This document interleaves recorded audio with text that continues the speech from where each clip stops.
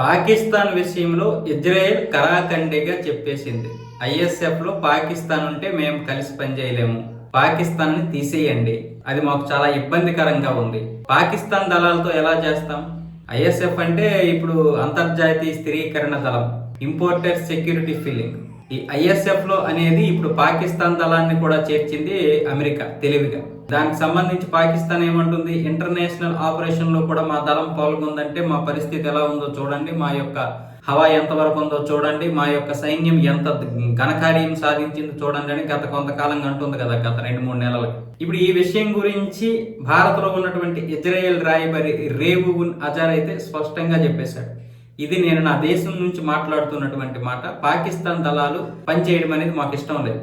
ISF లో పాకిస్తాన్ దళాలు ఎలా ఉంటాయి? హమాస్ చెందినటువంటి నేతలు, అలాగే పాకిస్తాన్ లో ఉన్నటువంటి లష్కరే తోయిబా నేతలు అందరూ కూడా పాకిస్తాన్ లో ఈసారి చాలా దఫాలుగా కలిశారు.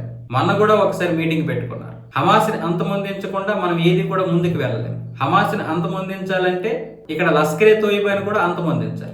లేదనుకుంటే లష్కరే తోయిబాకి హమాస్ కి ఉన్నటువంటి సంబంధాల గురించి బయట ప్రపంచానికి తెలియాలి. ఖచ్చితంగా ఈ రెండింటి మధ్య సంబంధాలు ఉన్నాయి. ఈ రెండింటి మధ్య సంబంధాలు తెగదెంపడం పక్కన పెడితే అది లష్కరే తోయిబా అనేది కూడా భారతదేశానికి ప్రమాదకరం. పైగా ఇప్పుడు పిఓకేలోనే తన యొక్క కార్యకలాపాలు నడుపుతోంది. అలాగే హమాస్ కూడా సపోర్ట్ చేస్తుంది. హమాస్ కూడా ఇప్పుడు ఈ వీటికి సపోర్ట్ చేసుకుంటుంది. ఒక ఉగ్ర సంస్థకి ఇంకొక ఉగ్ర సంస్థ సంబంధాలు పెంచుకుంటూ ఇప్పుడు హమాస్ బలపరుస్తుంది. అలాంటి పరిస్థితి ఎక్కడొచ్చింది? పాకిస్తాన్లో వచ్చింది. అలాంటి పాకిస్తాన్ దళాలు ఇప్పుడు ఐఎస్ఎఫ్ లో ఉంటే అది మాకు ఎంత ఇబ్బందికరం. కాబట్టి హమాస్ ను పూర్తిగా అంతమొందించకుండా దీన్ని మనం ముందుకు తీసుకెళ్లలేం. అలా హమాస్ కి సపోర్ట్ చేస్తున్నటువంటి పాకిస్తాన్ తో కూడా మేము కలిసి పనిచేయలేమని అమెరికాకి స్పష్టంగా చెప్పేశారు.